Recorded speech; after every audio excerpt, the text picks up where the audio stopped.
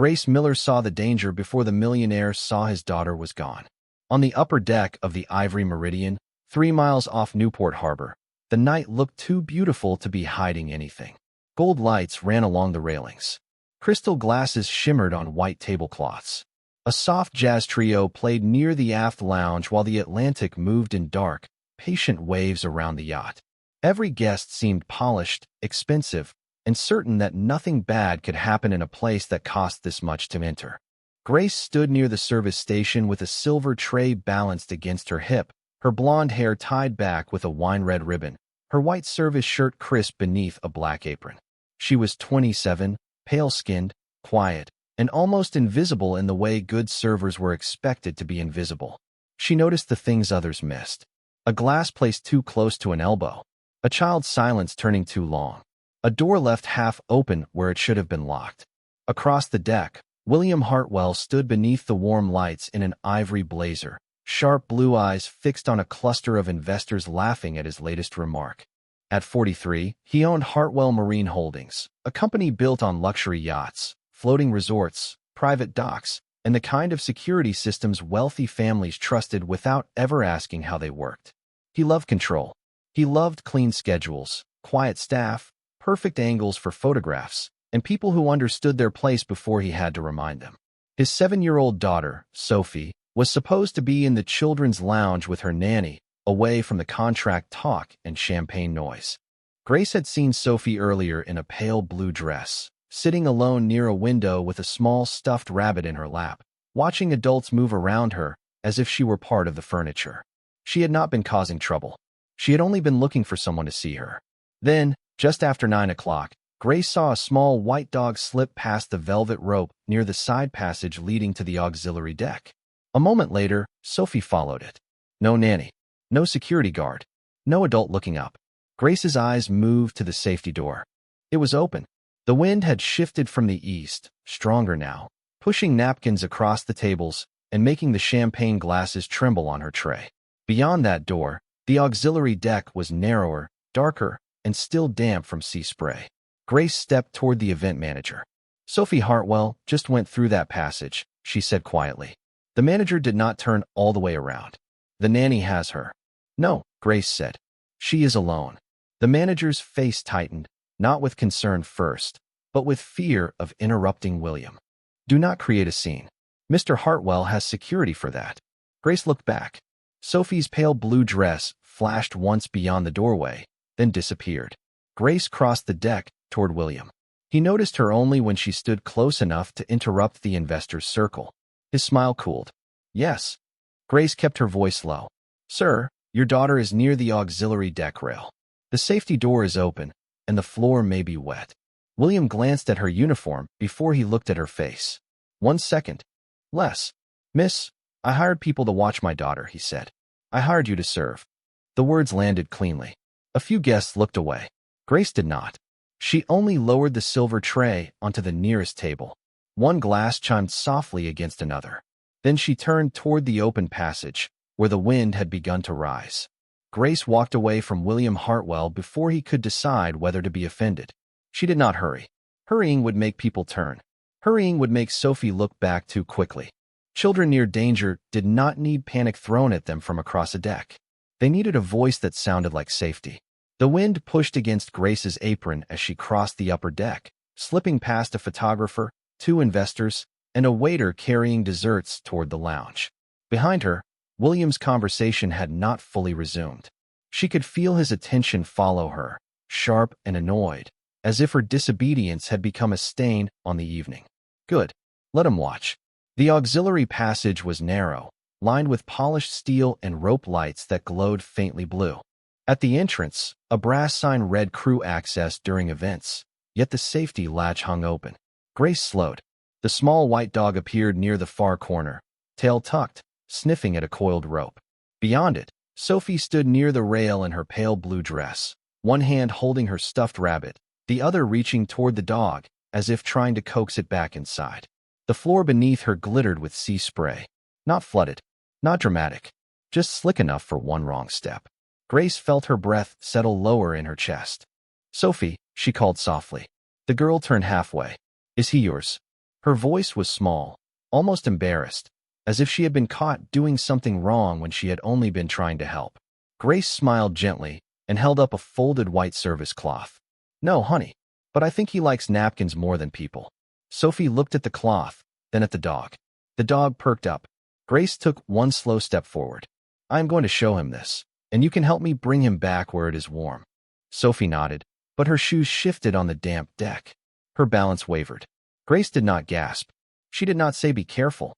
Sometimes those words made children suddenly aware of fear. Instead, she lifted the cloth and let it flutter lightly in the wind. "Eyes on me, sweetheart." Sophie looked at her. The dog took 2 steps toward Grace. "Good." Another step. Grace kept her hand open, not reaching too fast. She was close enough now to see Sophie's fingers trembling around the stuffed rabbit's ear.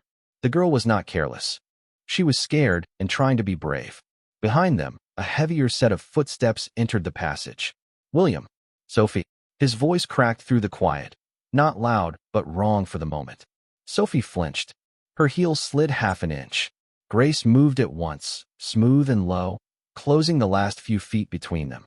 She caught Sophie's hand with both of hers and guided her inward, away from the rail, not yanking, not frightening her, just turning the child's body toward the safer part of the deck. Sophie stumbled against Grace's apron and held on. The stuffed rabbit pressed between them. The white dog barked once, then trotted under a bench.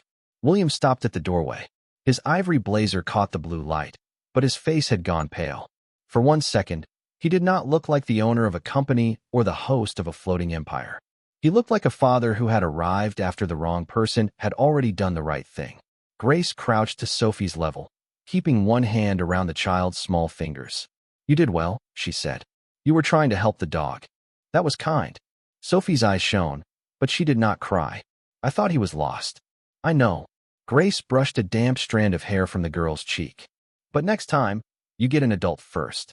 Even brave hearts need backup." William stepped closer, his voice lower now. "Sophie, where is Claire?" Sophie looked toward the lounge door. She said she would be right back. Grace's eyes moved to the safety latch, then to the corner above the passage. A small security camera faced the auxiliary deck, but a strip of pale decorative fabric had been caught over its lens, fluttering just enough to look accidental. Grace's expression did not change. She had learned that fear could wait until after facts. William reached for Sophie, and the girl went to him, burying her face against his blazer. He held her tightly, then looked over her head at Grace. "Thank you," he said, but the words were still wrapped in shock. Grace stood slowly. "You should have your team check why this door was open." William looked at the latch, then the camera, then back at Grace. For the first time that night, he looked at her longer than he looked at her uniform. "What are you saying?" Grace glanced toward the bright upper deck, where music and business voices still floated above them as if nothing had happened. "I am saying your daughter did not just wander into danger," she said quietly. "Someone made the path easy." William Hartwell stared at the strip of pale fabric trembling over the security camera lens. A minute earlier, he would have called it decoration. An accident. A detail for staff to fix quietly. Now, with Sophie clinging to his ivory blazer and Grace Miller standing beside the open safety door, the same strip looked like a question he did not want to answer. Claire would not leave her alone, he said, but his voice lacked the confidence of a man stating a fact. It sounded like a man asking the night to agree with him. Grace looked down at Sophie. "Sweetheart, did Claire tell you where she was going?" Sophie rubbed one eye with the back of her hand, still holding the stuffed rabbit against her chest. "She said she had to get my bracelet fixed." William's head turned. "Your bracelet?" Sophie lifted her left wrist. Bare skin. The slim white tracking band she had worn all evening was gone. William's face changed completely. Not anger first. Fear. The kind that makes rich men suddenly understand how little money weighs against one missing child. "Where is it?" he asked. Sophie shook her head. "Claire took it off because it was blinking red. She said Daddy would worry if the investors saw." Grace kept her expression steady, but her mind moved quickly. The open latch. The covered camera. The missing tracking band. The dog loose near the passage. None of it was loud enough to look like a plan from a distance. That was the point. It had been arranged to look like carelessness. William reached for his phone, then stopped as if realizing he did not know whom to trust first. "Stay with me." he told Sophie, softer than Grace had heard him speak all night. Sophie nodded into his jacket. Grace stepped toward the bench where the little dog had hidden. It nosed at a velvet cushion, then slipped out, wagging nervously. Beneath the bench, partly hidden by shadow, Grace saw a small white band blinking red against the dark flooring. She crouched and picked it up with the edge of her service cloth. Sophie's tracking bracelet. Still active. Still telling the yacht system that she was safely inside the lounge area. William saw it in Grace's hand and went still. "That is impossible," he whispered. Grace stood. "No, sir. It is convenient." The word landed hard. Behind them, the event manager appeared at the passage entrance, pale and breathless. "Mr. Hartwell, the investors are asking why you left the table." William turned toward her with a look that could have frozen a boardroom. "Find Claire." The manager swallowed. "I thought she was with Sophie." "So did I." Grace noticed the manager's eyes flick toward the covered camera, then away too quickly. Not guilt, maybe. Fear. On yachts like this, fear traveled faster than truth. William held out his hand for the bracelet, but Grace did not give it to him immediately. His eyes sharpened. "Miss Miller, use the cloth," she said. "If someone placed it here, you do not want 5 more fingerprints on it." The event manager blinked at her, startled. William looked at Grace as if another piece of her had become visible. "You know evidence handling? I know how small mistakes get used to bury bigger ones." She placed the bracelet, wrapped in the cloth, into his palm. He accepted it carefully this time. Carefully. That mattered. The old William would have snatched it and demanded answers. This William, pale beneath the yacht lights, followed the instruction of a waitress because his daughter was breathing safely beside him. Sophie tugged at his sleeve. "Daddy, am I in trouble?" The question broke the last hard line in his face. He crouched in front of her, ignoring the damp deck against his polished shoes. "No," he said. "You are not in trouble. Not for trying to help. Not for being scared. Not for anything." Sophie looked past him at Grace. She did not yell. William followed her gaze. Grace stood near the rail with wind moving her wine-red ribbon and the little dog resting against her ankle. "No," he said quietly. She did not. From the main deck, applause suddenly rose for something William could no longer care about. A speech. A toast. Another expensive sound covering a cheaper truth. Grace looked toward it, then back at the camera. Who benefits if the system says Sophie was safe, while everyone sees she was not? William's hand closed around the wrapped bracelet. His answer came slowly. "Someone who wants the investors to believe Hartwell's security failed." Grace nodded. "Then do not go back angry." William stared at her. "My daughter was almost left alone near that rail."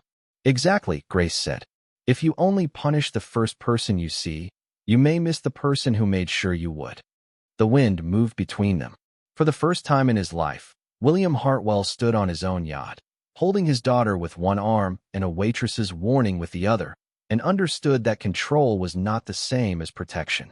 William did not return to the main deck like the man who had left it. He walked back with Sophie beside him, not behind him, her small hand held safely in his own. Grace followed a few steps away, carrying the little white dog in one arm and the wrapped tracking bracelet in the other. The event manager hurried ahead, trying to smooth the air before it wrinkled in front of the investors, but some truths arrived faster than staff could arrange them. The applause near the contract table faded when William appeared. His ivory blazer was still perfect to anyone who did not look closely. Grace looked closely. One sleeve was damp from where Sophie had pressed her face against him. His collar had shifted in the wind. His expression had lost the polished certainty that had greeted the night. The guests noticed the child first, then the dog, then Grace, then the silence gathering around William like weather. A man in a navy suit near the contract table stood with a champagne glass untouched in his hand. Preston Vale, senior partner from North Star Capital, the investor William had spent 6 months trying to secure. Beside him stood a woman with a tablet, dark hair pinned tight, cream blazer smooth under the deck lights. Claire, Sophie's nanny and temporary child liaison for the event. Her eyes moved to Sophie's bare wrist before they moved to William's face. Grace saw it. Not surprise. Calculation. William saw only Claire. "Where were you?" he asked. The question was quiet, but every person near the table heard it. Claire placed a hand lightly against her chest. "With Sophie, sir. She was in the lounge when I stepped away to ask about her dinner." Sophie tightened her fingers around William's hand. Grace lowered the dog gently to the deck and stepped closer, not in front of Sophie, not dramatically, just near enough to be a steady presence. William felt that small movement and did not stop it. Sophie was on the auxiliary deck, he said. Claire's face opened into concern. It was almost beautiful in its timing. What? Sophie, sweetheart, you know you are not supposed to leave the lounge. Sophie looked down. Grace spoke before the shame could settle on the child. She followed the dog because she thought it was lost. Claire's eyes flicked to Grace, and for half a second the servant became visible to her as an obstacle. I am sorry, who are you? William answered before Grace could. The person who found my daughter. The sentence changed the deck. Not loudly, deeply. Claire's posture tightened. Preston Vale leaned forward, interested now in something far more valuable than William's presentation slides. Mr. Hartwell, Preston said, is there a safety issue we should be aware of? The old William would have buried the question under charm. The new one heard Grace's warning. Do not go back angry. Do not punish the first person you see. He placed the wrapped bracelet on the contract table. There may be a systems issue, he said carefully, and a human one. Claire stared at the cloth. What is that? Grace watched her hands. They stayed still, but her thumb pressed against the edge of her tablet twice. Sophie's tracking bracelet, William said. It was found under a bench near the auxiliary passage while the system believed she was still in the lounge. A murmur passed through the guests. Claire took one soft step back. That must be a mistake. Grace looked at her. The camera near the passage was covered too. Claire turned her concern toward William again.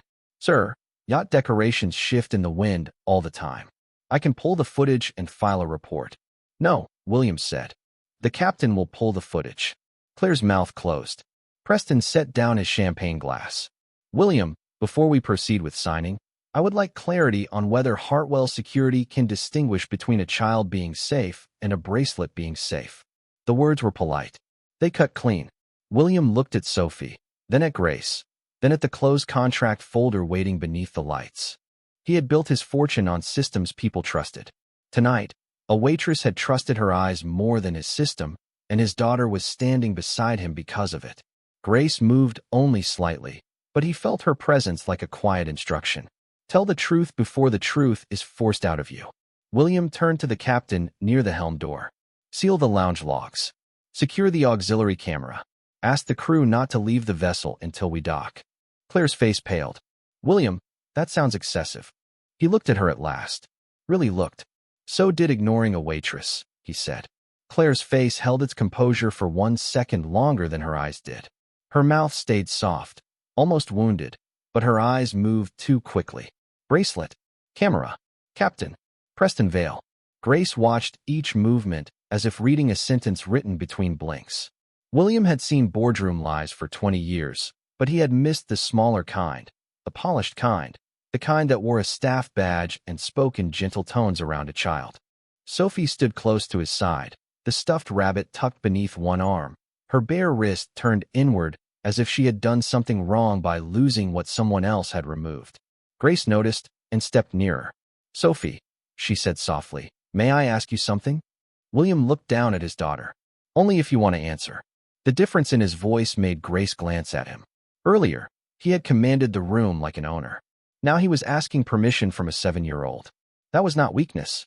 That was him arriving late to what fatherhood had always required. Sophie nodded. Grace crouched slightly, keeping her eyes level and her voice warm. When Claire took off your bracelet, did she say where she was taking it? Sophie thought for a moment. She said she would put it where it could keep blinking until she fixed the app. Claire gave a nervous laugh. Children misunderstand technology all the time. Grace did not look at Claire. She kept her focus on Sophie.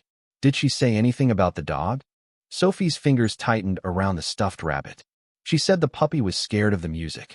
Claire's expression changed by almost nothing. Almost. That is not what I said. Sophie looked down again.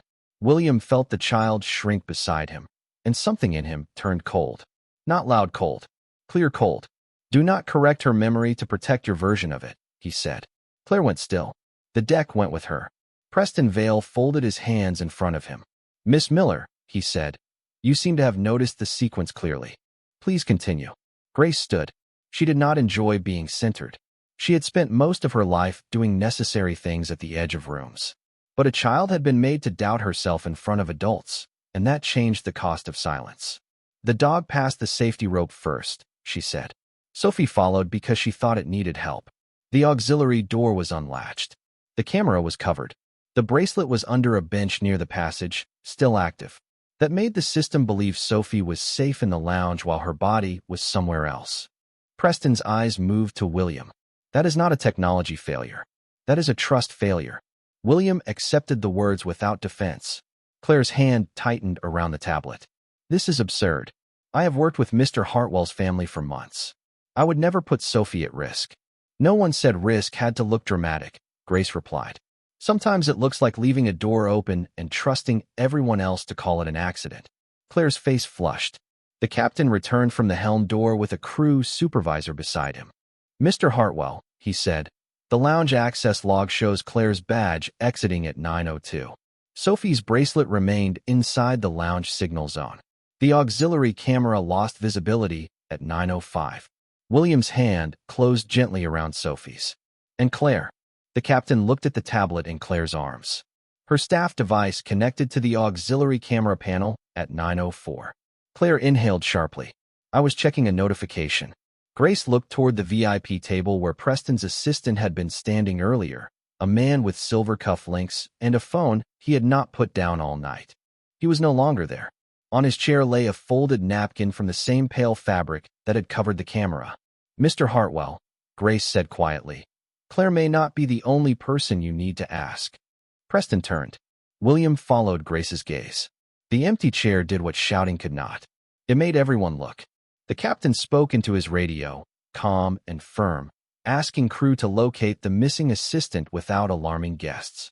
Claire's shoulders lowered, just a fraction, as if she understood the elegant wall around the plan had begun to open from the wrong side. William looked at Grace then, not like a servant, not like an employee who had stepped beyond her place, like the only person on his yacht who had kept seeing the whole room while everyone else watched the performance. What should I do? He asked. The question was quiet. It reached farther than any command he had given that night. Grace looked at Sophie first, then at the bracelet wrapped in cloth on the contract table, then at the worried staff waiting for someone to blame. Protect your daughter, she said. Then protect the truth from becoming whatever powerful people need it to be. William did not ask Grace to repeat herself. Protect your daughter. Protect the truth. The order of those words told him everything about what he had nearly lost. He turned first to Sophie, not to Preston, not to Claire, not to the contract waiting under the lights. Sophie, he said gently, you are going to stay with me and Captain Roy until we reach harbor. No one else takes you anywhere unless you hear it from me and you want to go. Sophie nodded, still pressed against his side. Can Grace stay too? The question moved through him with a quiet shame. His daughter had trusted the waitress before she trusted the system built in her name. William looked at Grace. If Miss Miller agrees. Grace gave Sophie a small smile. I will stay where you can see me. Sophie's shoulders loosened. That was the first real answer of the night. William turned to Captain Roy. Return to Newport. Calmly. No announcement beyond a schedule change. Secure the lounge logs, the auxiliary camera, the tracking system data, and Claire's staff device. No one deletes anything. Claire stepped forward. William, you are letting a misunderstanding become a scandal. He looked at her, and this time his face did not harden into pride. It settled into clarity. No, I am done letting comfort rename danger. Preston Vale watched him carefully, the way investors watched men when money was no longer the only risk on the table. Northstar will pause signing until the review is complete, Preston said. Understood, William replied. He did not argue. That surprised half the deck. It surprised him too.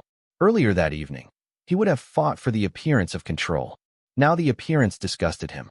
Grace noticed the missing assistant near the VIP table had returned from the starboard passage, walking too casually, phone in hand, silver cuff links catching the light. His name was Daniel Price, Preston's senior aide, and he smiled as if he had entered the middle of someone else's problem. Is everything all right? Daniel asked. The captain's crew supervisor quietly positioned himself near the passage, not blocking, not threatening, just present.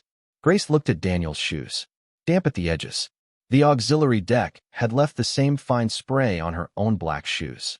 You stepped outside, she said. Daniel glanced at her uniform before answering. The same quick dismissal William had given earlier. I took a call. Grace nodded toward his chair. You left your napkin. Daniel looked down. The pale folded napkin lay where he had been sitting. A missing corner matched the loose strip still fluttering near the auxiliary camera. For the first time, his smile became work. Preston turned slowly toward his aide.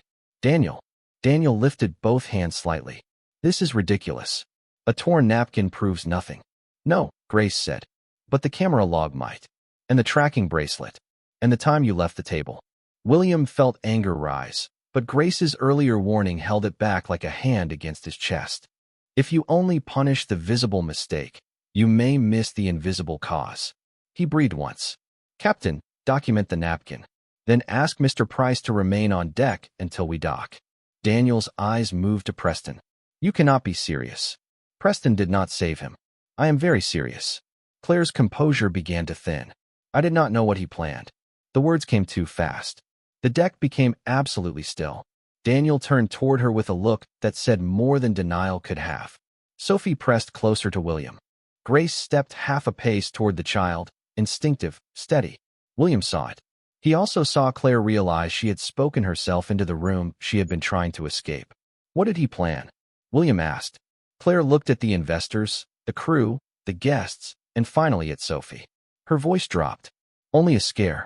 A photograph. Proof that Hartwell systems could be bypassed. Preston closed his eyes briefly. The deal, the rivalry, the leverage, all of it suddenly looked small beside a 7-year-old holding a stuffed rabbit. William did not shout. He knelt in front of Sophie instead, placing himself between her and every adult excuse on the deck. None of this is your fault, he said. Do you understand me? Sophie nodded, eyes fixed on Grace. She told me brave hearts need backup. William looked over his shoulder at Grace. The wind moved her wine-red ribbon, and for the first time that night, he understood that the strongest person on his yacht had never once needed to look powerful. He stood slowly. Captain, we will give everything to the authorities at harbor. Preston, the signing is paused. Claire and Daniel will remain separate until we dock. Then he looked at Grace, not as an order, but as a request. Will you walk with Sophie to the inside lounge? Grace nodded. Sophie reached for her hand. William watched his daughter choose the hand of the woman he had dismissed, and the lesson arrived without mercy but with grace. He had seen a servant. Grace had seen his child. Grace walked with Sophie toward the inside lounge while the yacht turned slowly toward Newport Harbor. The girl's hand stayed tucked inside hers, small and warm, still trembling in little waves that came and went. Grace did not mention the trembling. Some fear needed privacy before it could leave the body. She only matched Sophie's pace and kept her voice even. Do you want the dog to come with us? Sophie looked back. The little white dog stood beside a crew member, tail low but wagging. Can he?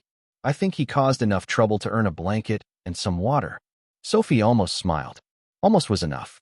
Behind them, the main deck had changed into something quieter than a party. Captain Roy's crew moved with calm purpose, collecting logs, preserving the napkin, and keeping Claire and Daniel apart without turning the yacht into a spectacle. William remained near the contract table, answering Preston Vale's questions with a kind of honesty that seemed to cost him more than any delay in signing. Grace heard pieces as she passed. Access records. Camera panel. Third-party review. Full report. No excuses. Those were useful words. But Sophie did not need useful words yet. She needed the lounge to feel safe again. Inside, the children's lounge looked exactly as it had earlier, and that was part of what made it unsettling. Soft cream couches. A basket of picture books. A low table with colored pencils. A bowl of apple slices under a glass cover. Everything arranged to say cared for, while one child had slipped through the space between arrangement and attention. Sophie stopped at the doorway. I do not want to go in. Grace nodded. Then we do not go in. Sophie looked up, surprised. But Daddy said the lounge. Your father said you would be safe. Safe can be just outside the lounge if that is better. Grace sat on a bench near the glass wall, close enough to see the deck, far enough from the doorway that Sophie did not feel pushed. The girl sat beside her, holding the stuffed rabbit in both hands. After a moment, the crew member brought the dog wrapped in a towel. Sophie reached out and let it sniff her fingers. The dog licked her knuckle, and a tiny laugh escaped before she could stop it. Grace smiled. There it is. What? Your brave sound coming back. Sophie looked down at the dog. I was not brave. I was scared. Being brave does not mean you were not scared, Grace said. It means you told the truth after someone tried to make you feel wrong for remembering it. Sophie was quiet for a long moment. Then she whispered, Claire said Daddy would be upset if I bothered him. Grace's throat tightened, but her face stayed gentle. Sometimes adults are wrong about what matters. Daddy is always busy. Busy people still need to see the people they love. Sophie leaned against the glass, watching William through it. He stood under the deck lights with his ivory blazer bright against the dark ocean, but he no longer looked untouchable. He looked like a father being measured by the daughter he had almost failed to notice. Grace saw him glance toward the lounge, not once, but again and again. Good. Let him learn the distance. A few minutes later, he came inside alone. No phone. No investor. No captain. Just William. He stopped at the entrance instead of walking in like he owned the space. May I come sit with you? Sophie looked at Grace first. William saw it, and the pain in his eyes was quiet but real. Grace did not answer for the child. She waited. Sophie nodded. William crossed the room slowly and sat on the floor in front of the bench, not on the couch above her. His ivory blazer folded awkwardly around him, expensive fabric against the carpet where children had dropped crayons earlier that evening. He did not seem to care. I am sorry, he said to Sophie. Not because something almost happened. Because I let too many people stand between me and you. Sophie held the rabbit closer. You were working? William nodded. I was. But work is not supposed to make you invisible to me. Grace looked away toward the window, giving them the dignity of not being watched too closely. Yet she heard Sophie's small voice. Grace saw me. William's reply came after a breath. Yes, he said. She did. Then, softer. And I should have. William stayed on the carpet longer than anyone expected. Outside the glass wall, the yacht continued its slow return toward Newport Harbor, deck lights sliding across his ivory blazer whenever the vessel shifted in the dark water. Inside the lounge, Sophie sat beside Grace with the little white dog curled near her shoes and the stuffed rabbit pressed against her lap. The room smelled faintly of apple slices, sea air, and the expensive kind of calm that had failed to protect her. William looked at the crayons scattered near his knee. Earlier that evening, he would have seen disorder. Now he saw proof that a child had been there, waiting to be noticed between contracts and polished conversations. I want new safety protocols, he said quietly, then stopped himself. Sophie did not need protocols first. She needed a father. He turned to her. No, I want to start with you. What would make you feel safe tonight? Sophie thought about it with the seriousness only children can give simple questions. I want the door open, she said. And I want Grace to sit where I can see her. William nodded. Done. Grace looked at him. Only if Sophie wants that. I can also stand outside. Sophie shook her head quickly. No. Here. Grace settled back on the bench. William saw the choice happen and accepted it without trying to purchase his way around it. That was new. Captain Roy appeared at the lounge entrance a few minutes later, knocking softly on the frame even though the door was open. Mr. Hartwell, we have secured the logs. The Coast Guard has been notified that we are returning with a potential child safety and tampering concern. They will meet us at the dock. William looked at Sophie before answering. Thank you. Keep everything calm. The captain nodded. Claire and Mr. Price are separated and supervised. No issues. Sophie leaned closer to Grace at the names, and William saw it. We do not have to talk about them in here, he said. Not tonight. Grace gave him the smallest nod. He had heard the room, maybe for the first time. Preston Vale came to the doorway next, but he remained outside the lounge. His voice was low, respectful of the child inside. William, North Star is suspending all signing activity until the review is complete. William stood, slowly enough not to startle Sophie. I understand. Preston glanced toward Grace.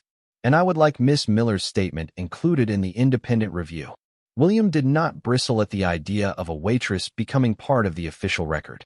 That reaction belonged to the man he had been an hour earlier. If she agrees, he said. Grace looked at him then, and something in her expression shifted. Not trust. Not yet. Recognition that he had chosen the right words without being led to them. I will give a statement, she said. For Sophie. Preston nodded. That is exactly why it matters. After he left, the lounge grew quiet again. Sophie was sleepy now, The kind of sleepiness that comes after fear has nowhere left to run. The little dog rested its chin on her shoe. Grace untied the wine-red ribbon from her hair, letting the loose blonde strands fall around her face, and folded the ribbon into a small bow around the dog's collar.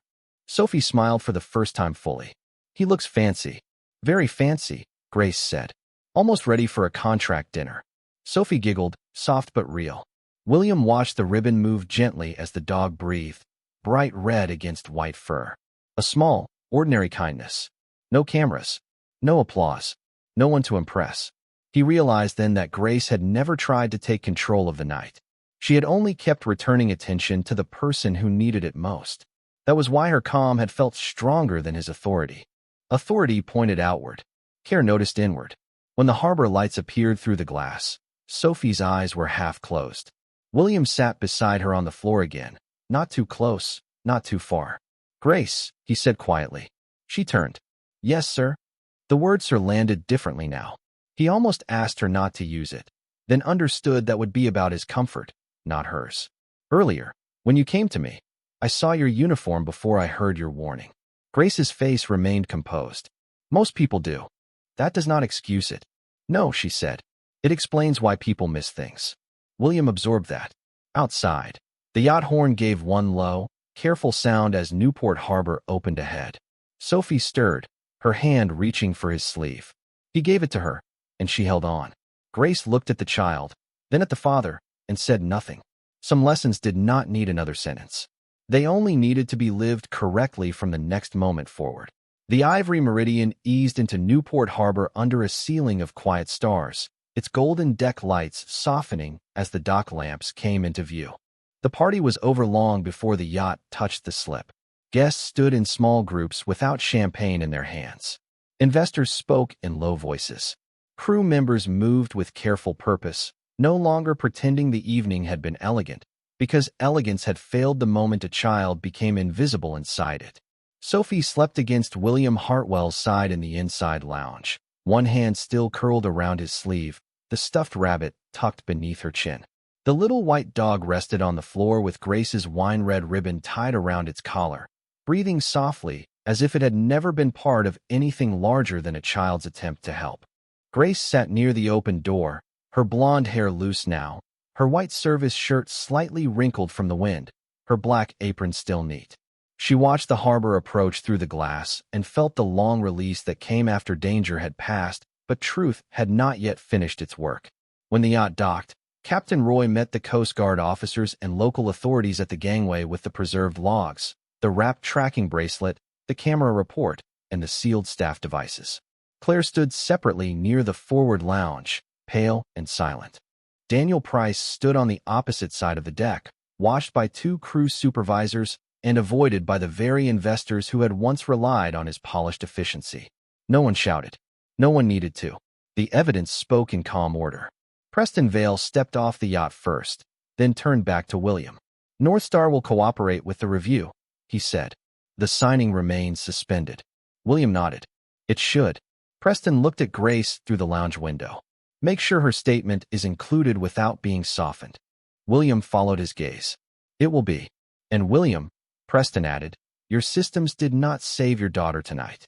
William looked down at Sophie's sleeping face. "No," he said. "Someone did."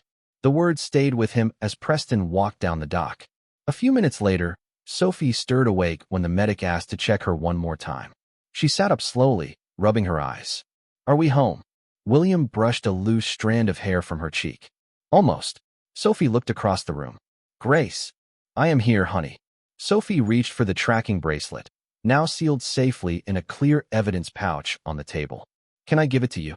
Grace smiled gently. "That belongs with the people checking what happened." Sophie thought about that, then pointed to the dog. "Then can he keep your ribbon?" Grace looked at the little bow around the dog's collar. "Yes, but only if he promises to behave like a gentleman." Sophie gave a sleepy smile. "He will try." William watched the exchange with a heaviness that did not feel like sorrow alone. It felt like understanding arriving late, carrying all the weight of the moments it had missed. When Sophie was cleared to leave, he stood and lifted her carefully, but she turned toward Grace first. "You saw me," she whispered. Grace's eyes softened. "You were worth seeing." William closed his eyes for half a second. There were sentences money could not buy and power could not command. That was one of them. At the gangway, Grace stepped aside to let father and daughter leave first, but William stopped. Not with authority, with respect. "Miss Miller," he said. She looked at him. "Yes, sir. I am sorry." The dock wind moved between them, cool and honest. "Not for being frightened tonight. Not for the situation after it happened. I am sorry for what happened before. You warned me, and I looked at your uniform instead of your eyes." Grace held his gaze. Around them, crew members pretended not to listen and listened anyway. "Then do not only apologize to me," she said. "Build a place where the next warning is not measured by who gives it." William nodded slowly. "I will." She did not rush to forgive him. That made the promise feel more real. Captain Roy approached with a clipboard. "Miss Miller, the officers would like your statement when you are ready." Grace gave a small nod and stepped toward the dock office. Sophie reached over William's shoulder, her small hand opening toward Grace. Grace touched her fingers lightly. "Remember," she said, "brave hearts still get back up." Sophie nodded, holding the stuffed rabbit close. William carried his daughter down the gangway, each step slower than the last, as if he wanted to feel the distance between the man who had boarded that yacht and the father who was leaving it. Behind him, the ivory meridian gleamed under the harbor lights, still luxurious, still powerful, but no longer able to hide behind polish. Grace stood near the dock office window, giving her statement in a calm voice while the sea moved softly against the pilings. William looked back once. He saw the waitress he had dismissed, the woman who had noticed an open door, a covered camera, a missing bracelet, a frightened child, and a truth no system had been willing to hold. He had owned the yacht. He had owned the company. He had owned every light shining on that deck. But he had not owned the one thing his daughter needed most. Attention. Real power is not owning the deck. It is noticing who is about to fall from it.